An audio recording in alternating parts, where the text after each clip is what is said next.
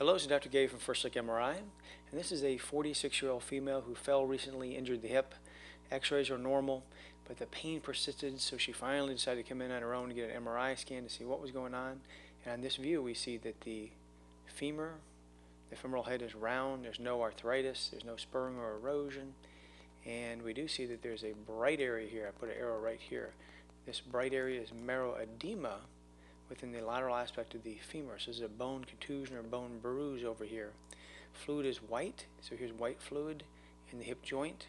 So there's a problem, and you can see what it's related to. There's been a bone bruise. Sometimes a little non-displaced vertical fracture will look like this.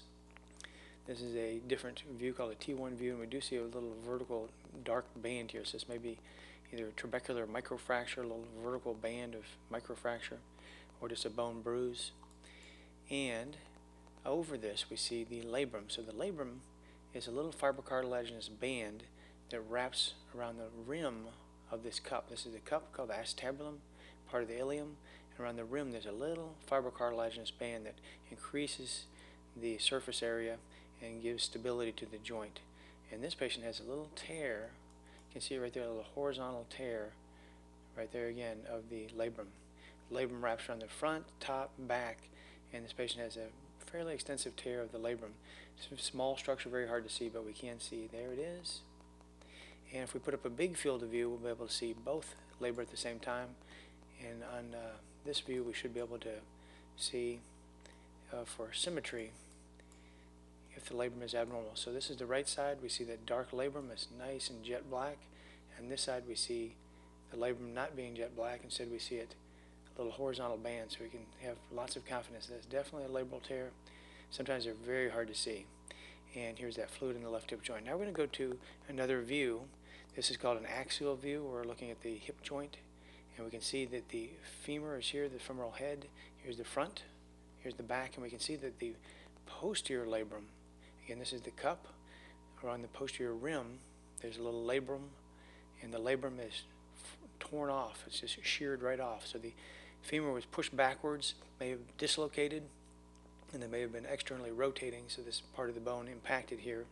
You got a bone bruise, and again it just sheared that posterior labrum right off, and it may have a little fracture too. The bony cortex, this dark band, if we follow it around, it's not very smooth. It looks like there's a little divot, so a little fracture, a cortical fracture of the posterior rim with an associated detached, torn posterior labrum.